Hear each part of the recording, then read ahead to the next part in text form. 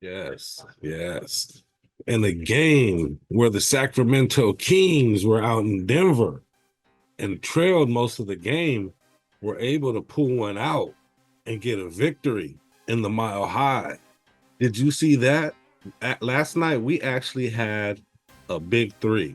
We had three guys that were dominating out there and scored over 20 points.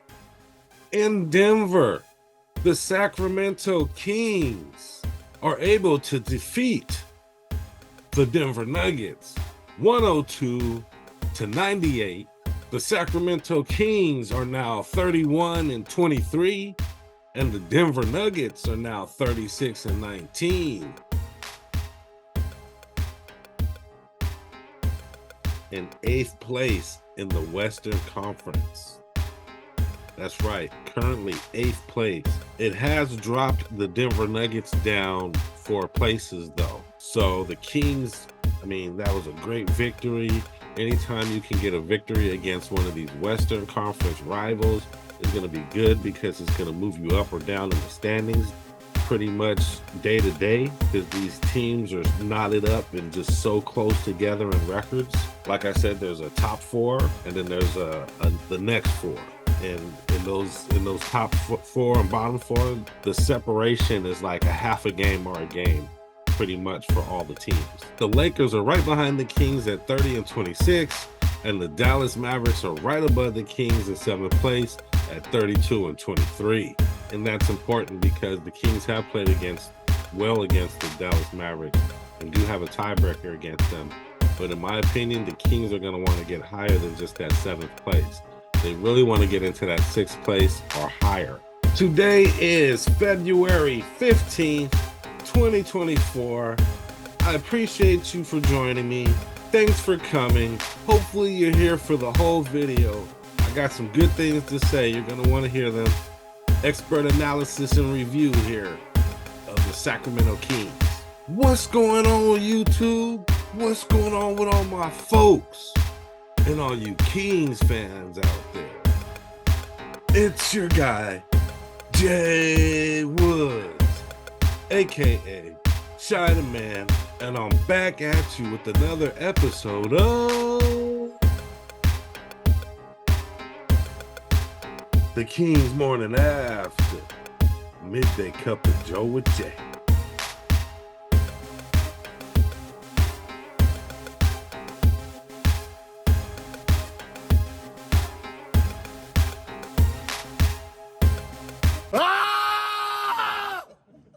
I love it.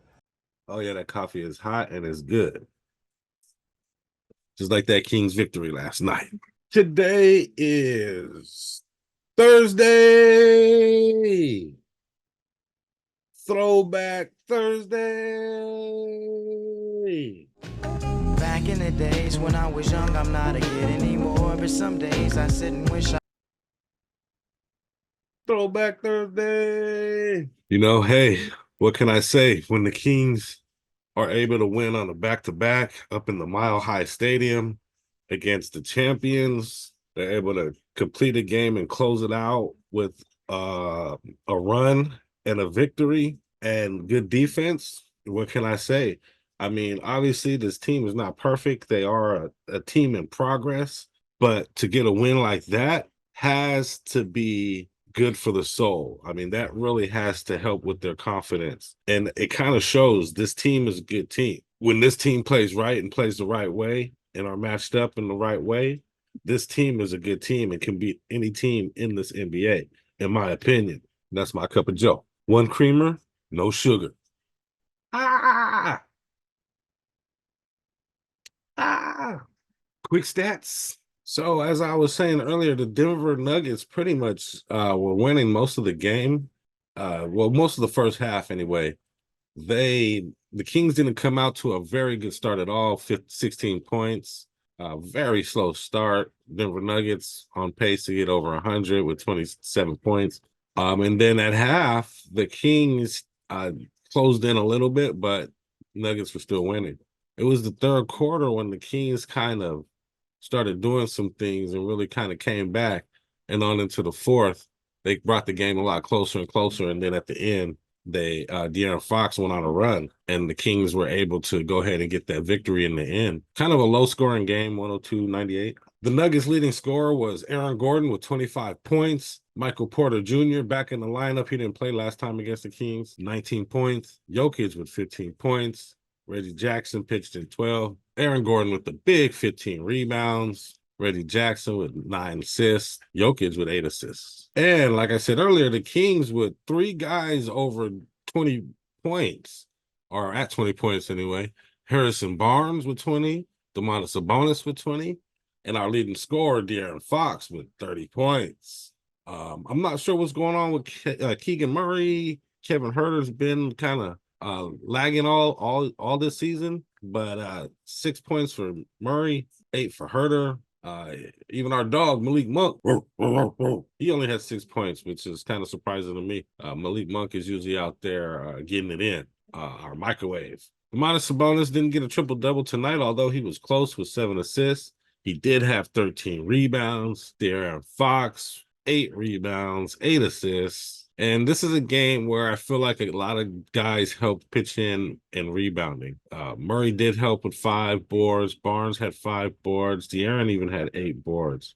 Huerter with 5 boards. Trey Lyles got in the game and pitched in with 5 boards. So good for the Kings. That's necessary. If you ask me, the team needs to rebound like this every game. They need to help Sabonis get rebounds. And Sabonis also shouldn't be the only one playmaking as well. De'Aaron Fox with 8 assists on the night. Field goals, both teams were kind of low in field goal percentage this game. 43 for the Kings, 39 for the Nuggets. 3-point percentages were really down as well. Kings with 27% at 3, Nuggets with 34% at 3. Free throw percentage was okay for the Kings, 78%. It's better than some of their games, so it was enough for tonight. The rest of the stats were pretty much even. The Kings did have 56 points in the paint as opposed to 40 for the Nuggets. So a game where it appears the Kings outpainted the Nuggets. It worked. I test. Yeah, I test.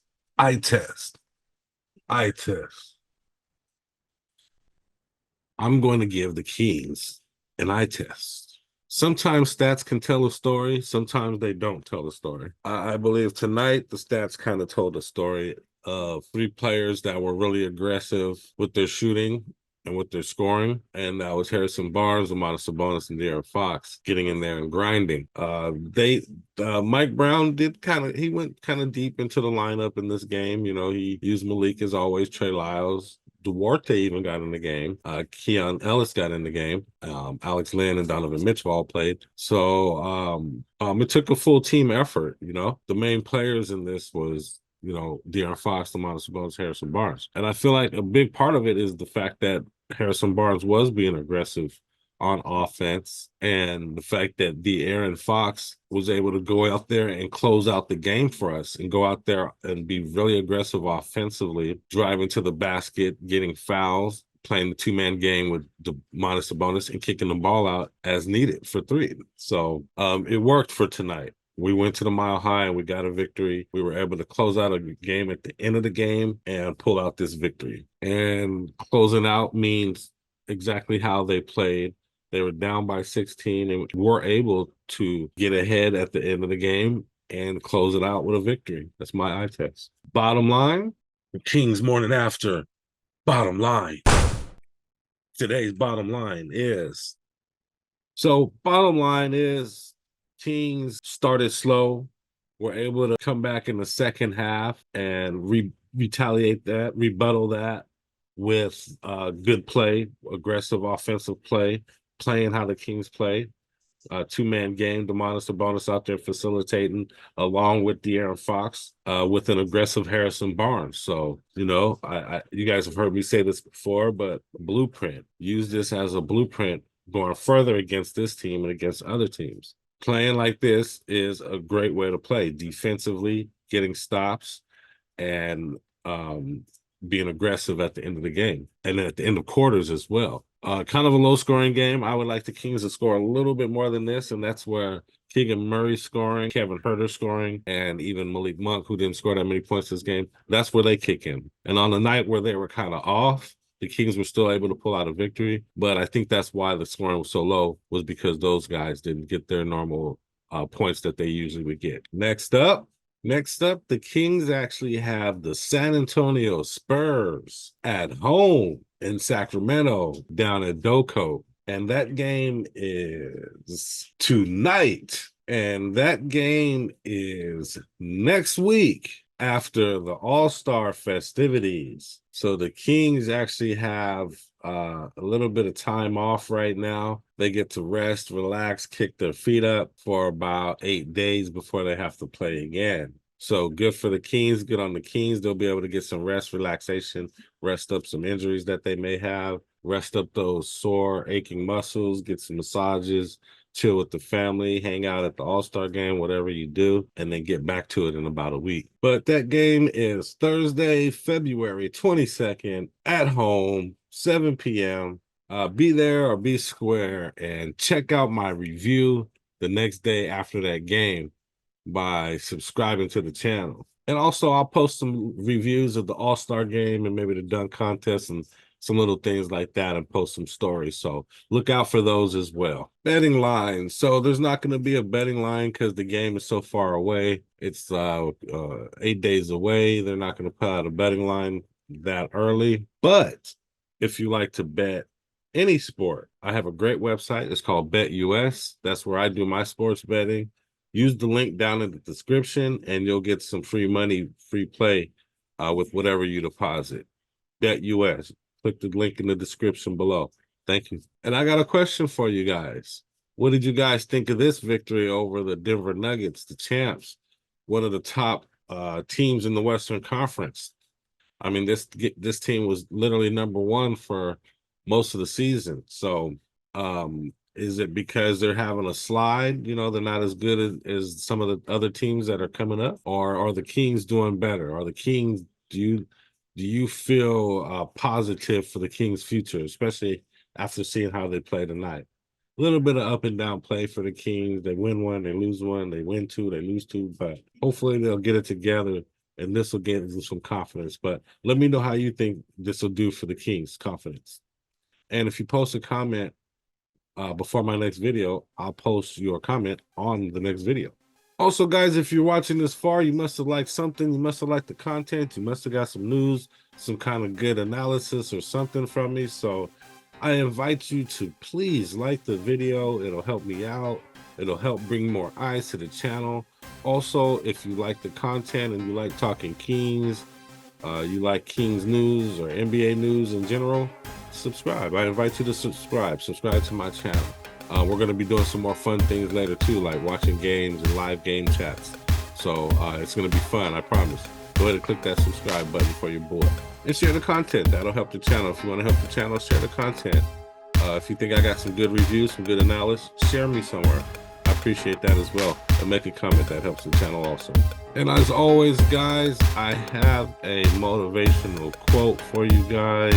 I'm not sure who wrote this one, but it's a good one and I like it. And it goes like this: the greatest glory in living lies not in never falling, but in rising every time we fall. And you know what that means, right? Pretty self-explanatory. Every time something happens, every time we fall, we need to rise. We need to come back. That's where the glory is. Not in that we never failed, but how many times were we able to rise if we did fail? And that's my motivational quote of the day. All right, guys, that's pretty much it. That's all that I have for you for today. If you're still watching, I really appreciate that. I appreciate you clicking that like button. Also, please subscribe. And thank you again for joining me on another episode of The Kings Morning After Midday Cup with Joe and Jay. Yeah, that's a good warm cup of Joe today. And that's all I got. I'll check you guys out later. I'm out. But before I go, check out these moves. Ooh. It's good.